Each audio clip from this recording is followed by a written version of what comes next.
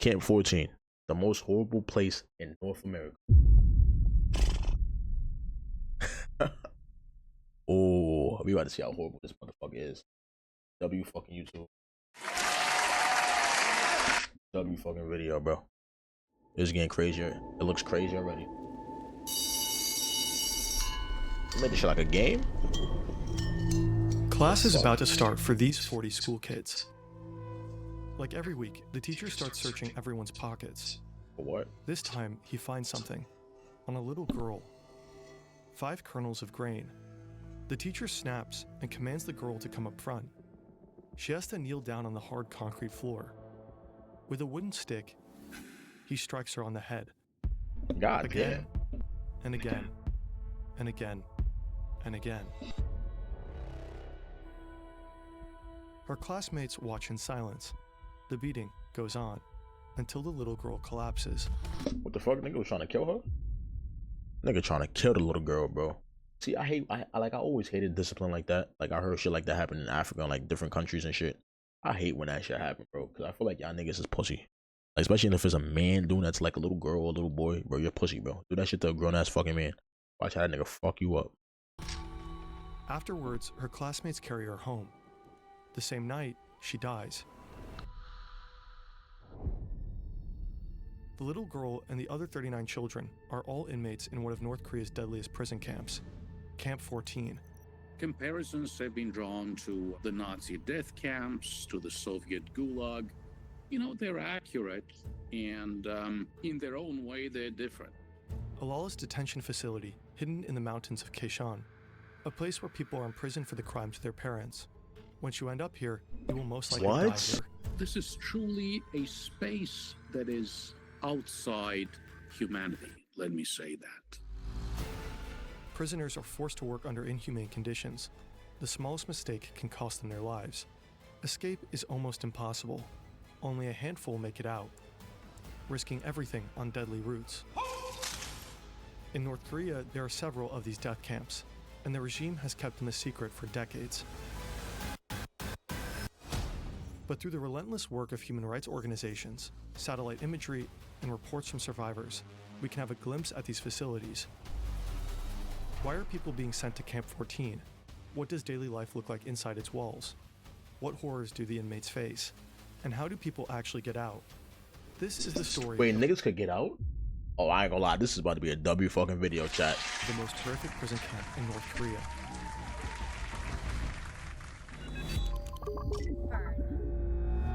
Shout out Fern. This story is based on Escape from Camp 14 by Blaine Harden. One former prisoner of Camp 14 later changed parts of his story. Every time you see this symbol, it marks those revisions. If you want to know more about the exact changes and the reasons behind them, we recommend reading this article. Since North Korea denies the existence of these camps, independent verification is not possible. Shin Dong-hyuk is just a young boy when he witnesses the little girl being punished for having food in her pocket. Shin has no doubt she deserved it. After all, Damn, niggas can't have food in their and pocket? at Camp 14, stealing means death. He doesn't question it. He knows nothing else. The camp rules are his reality. Shin was born in Camp 14, but his parents didn't fall in love. They were assigned to each other by prison guards. Intimacy between men and women is strictly forbidden. If a woman becomes pregnant without permission, both she and the baby are shot. In Camp 14, there is only one way to have a child: promotion. Those who work hard and more importantly, switch on others may be granted a reward But these marriage. niggas are slaves. This is how Shin Dong-hyuk and his older brother Shin Hee-gyun come into the world. But they don't grow up as a real family. Their mother never talks about the past. Shin has no clue why his parents were imprisoned, and it probably wouldn't matter anyway. It's all about suspicion. You know, you don't have to be an anti-regime character. But if you're suspected of being anti-regime, of being a wrongdoer, a wrong thinker, of having engaged in wrong associations, they will send you to the camp. This is Greg Scarlatoiu.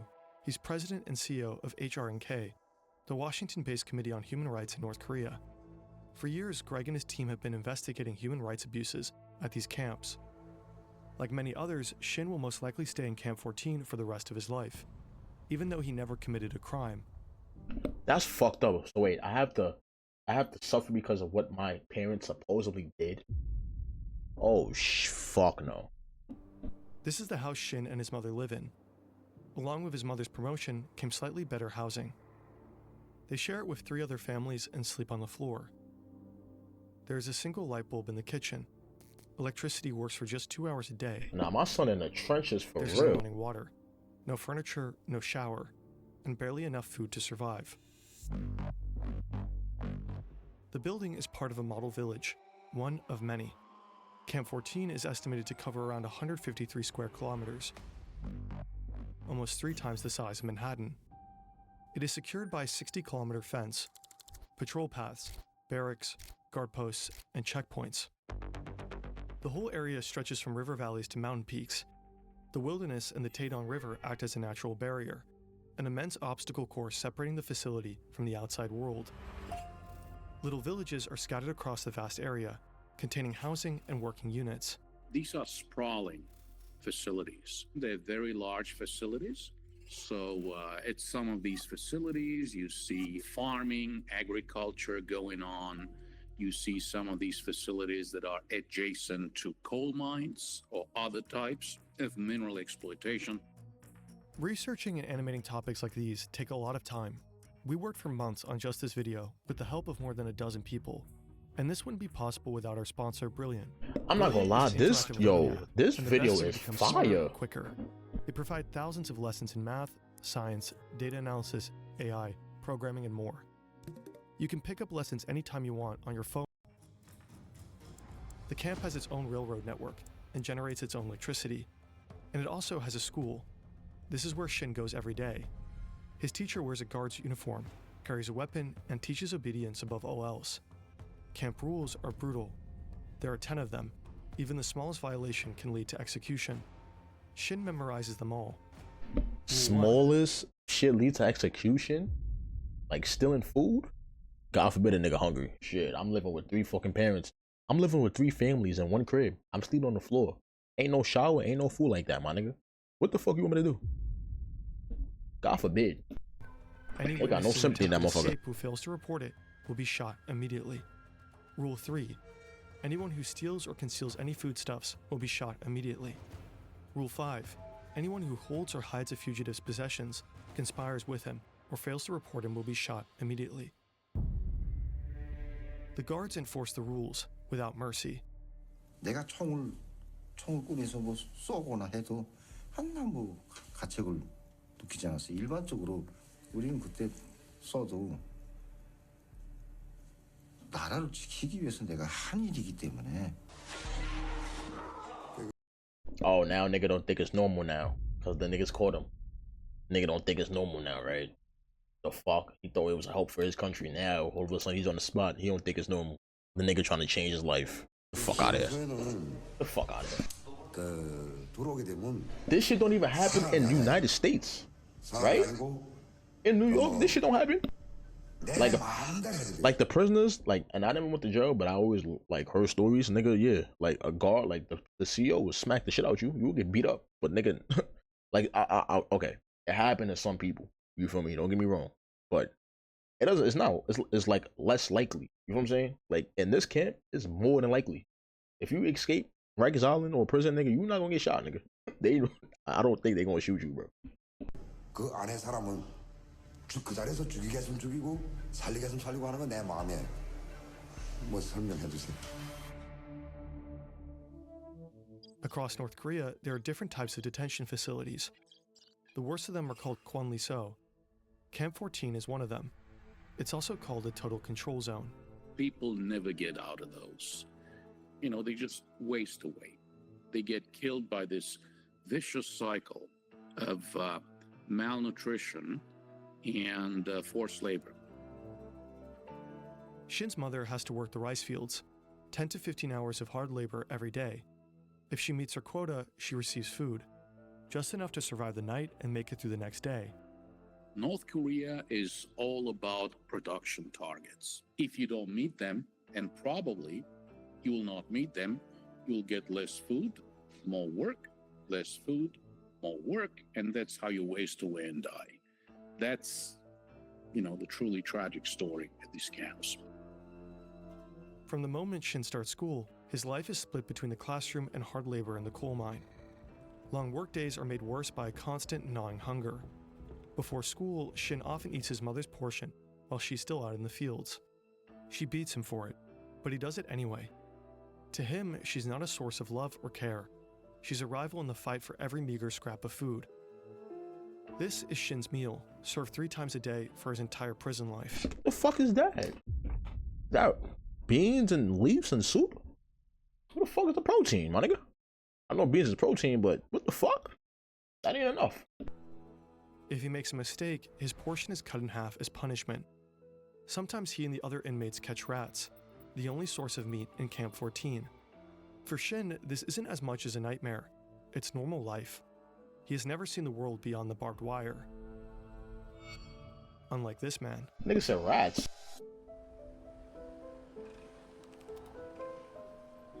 Kim Young is in his mid-40s when he's brought to Camp 14. He knows the world outside very well. In fact, he was a high-ranking military officer and vice president of a state-owned company. In his former life, he enjoyed culture, a chauffeur, and all the benefits of being a government employee. Now he's also forced to work in the coal mines. Kim didn't break any laws to get here. His parents did. In North Korea, this form of collective punishment is called yunjoju. Nah, what? Guilt by association. Up to 3 generations can be punished for crimes of family members. When Kim was a child, This nigga said 3 generations. spying for the United States, enough to execute them. After that, Kim was brought to an orphanage under a new name. It took more than 40 years until someone found out about his true heritage. Even Kim himself wasn't aware of the supposed crimes his family allegedly committed. There's absolutely no judicial process. This is extrajudicial punishment. They'll just, take you away in the middle of the night, together with your family members. You just disappear. That's how it goes. 개나지 잡아가는 건 없어요. 다 밤에 그냥 원래 그냥 어느 순간에 와서 싹 다 쓸어 가고 정치범 수용소에 가서도 그 가족들은 우리가 뭘 잘못해서 왔는지 그걸 모른다는 거죠. Fear is the most powerful tool for prison guards to keep inmates in line. During Kim's time in Camp 14, a total of 25 inmates are executed. One day, he witnesses a fellow prisoner being killed for collecting chestnuts that had fallen from a tree.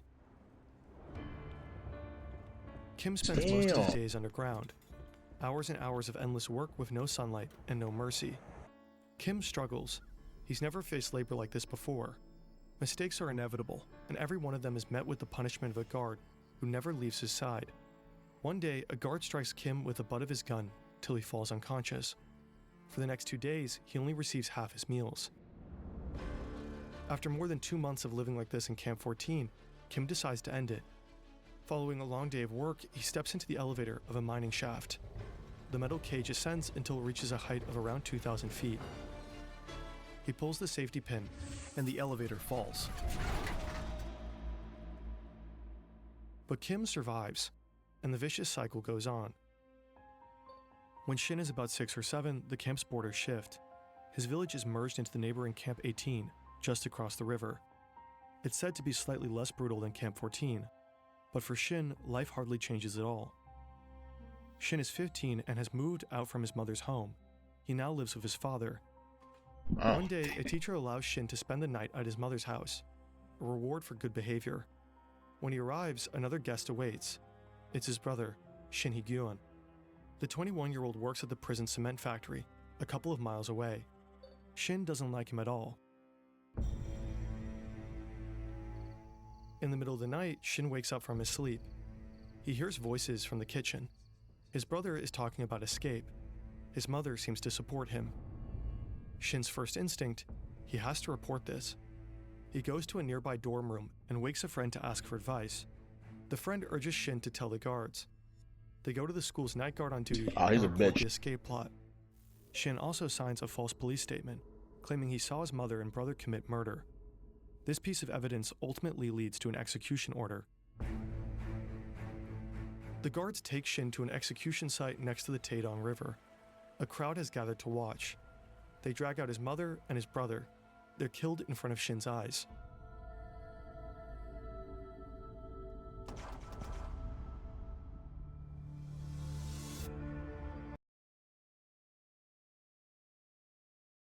Nigga backdoored his mom and his brother.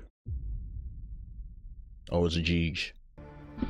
In 1996, Kim Young is transferred to Camp 18. To him, this place feels like heaven.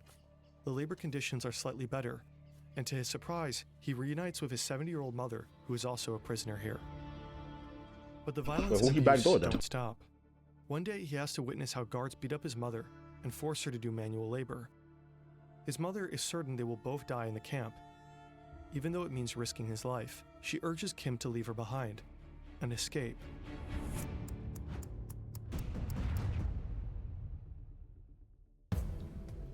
Escaping from a North Korean death camp is almost impossible. You know, these are highly protected facilities. You're talking barbed wire, walls, armed guards, intersecting lines of fire. Yeah, that shit seems impossible. Machine guns, very, very difficult to escape. I mean, it's, difficult to escape a detention facility in any civilized country, imagine North Korea. Kim Young quietly studies his surroundings. He observes, waits, and starts thinking. He lays out multiple escape plans, but none of them. This is smart. Listen, this is what I heard, right? If you are a man, right? And this I heard this from somebody who's in the Marine or who was in the Marines, right? No matter where you at, take 10 seconds to analyze where you at. See if there's an exit, see if there's any way you could get low at, see anything you could use as a weapon, whatever, bro. Whatever, my nigga. Be observant. None of them seem doable to him. Another hard day of work. The prisoners are loading coal onto a train. Suddenly, they spot something. Grain scattered across the bottom of a train car. It must have transported food before. The scene explodes into chaos. Prisoners drop everything, desperately looking for the tiniest speck of food. The guards start shouting, but no one listens. Kim discovers a narrow space beneath a metal panel in the floor of a coal wagon. He squeezes inside, and as the train rumbles out of Camp 18, he rides with it. Oh, W. Hours later, the train reaches Go-On Station at around 4 a.m. We don't know exactly how, but Kim manages to crawl out of his hideout and disappears into the night. Kim successfully escaped Camp 18, but his path to freedom is still very long. After finding a worker's uniform, he changes clothes and starts a treacherous journey that will take him many months through China and Mongolia to South Korea. He was determined to seek asylum. Escaping a prison is one thing. Escaping the country is another.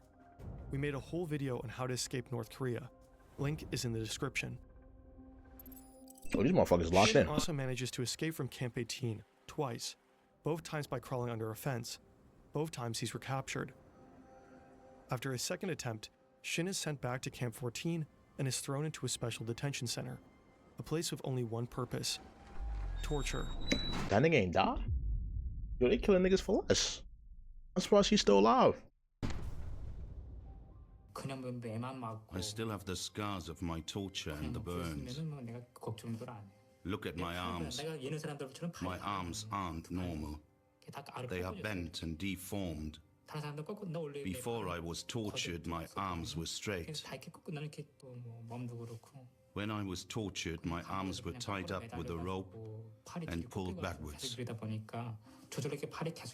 made them more and more bent. I'm filled with anger when I stand in front of the mirror and look at my body after a shower. I feel you, gang.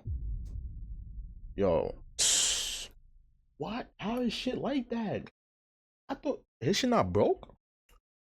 Damn, that's crazy.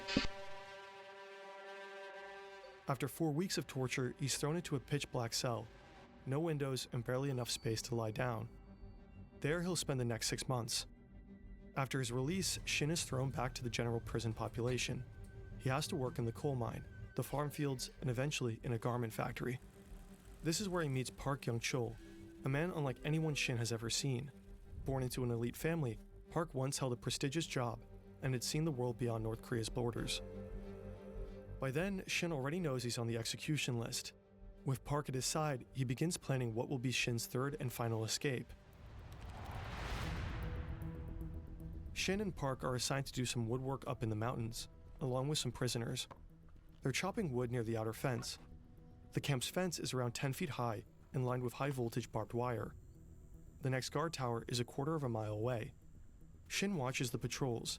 There are long gaps between them where no guard is close enough to spot the two. The plan is simple. Wait until dusk so that their footprints can't easily be traced in the snow.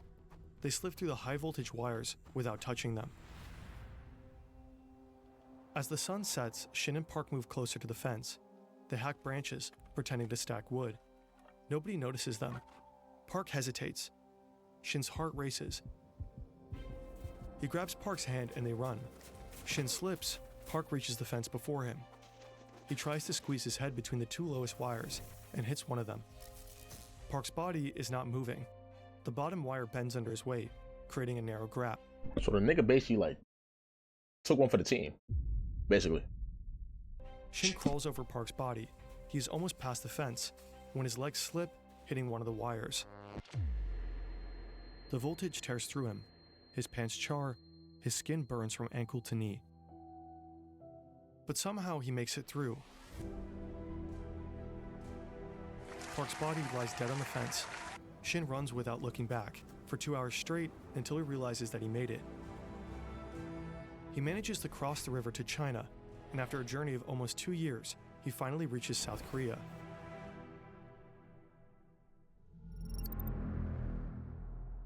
These are all the prison camps that are most likely active in North Korea today. According to Greg Scarlatoiu, the camps are changing, and not for the better. Camps near the border have reportedly been moved further inland, likely to make escape even harder.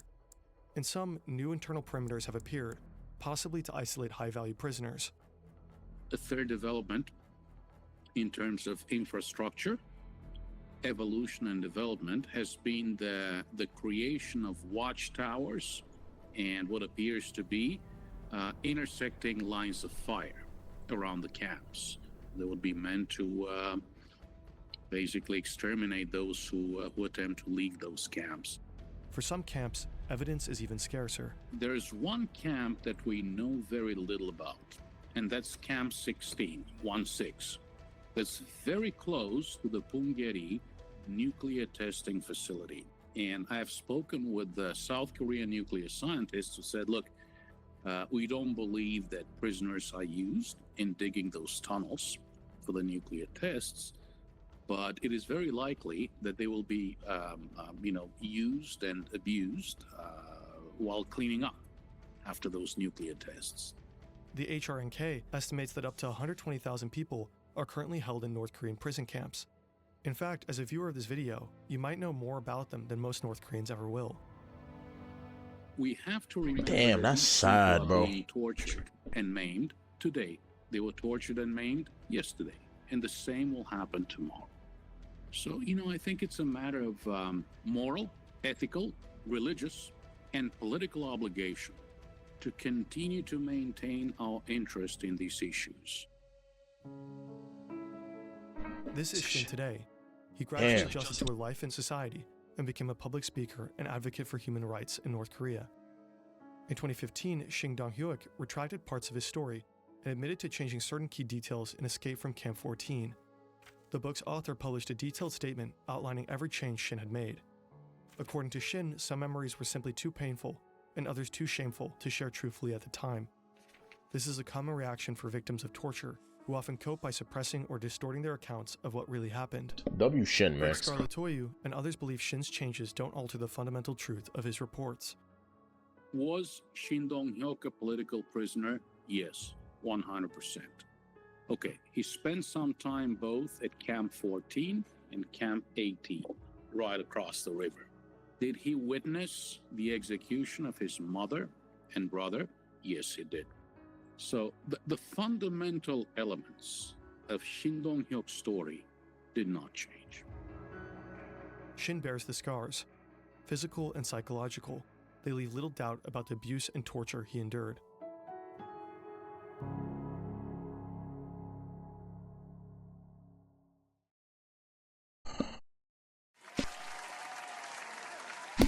Wow. See, like looking at that video, bro, I'm blessed and I'm grateful. I be thinking about like I have it the worst, bro. There's people out there who have it the worst. Like, but that's also another place I will never go to. I will never go to. If I ever have to visit, I will never go to South Korea or North Korea, bro. Like the shit I heard from over there, it's. I hope these niggas could get out. I hope people can actually like do something about them to help the prisoners get out and help them get the fuck out of South Korea. Not South Korea, North Korea as soon as possible. Cause this shit is not right, bro. Like it's not right what they doing. And this is my first time even hearing about this. I didn't even know they did shit like this for real. I'm lost in the source. W video though. You feel me? W Fern, man.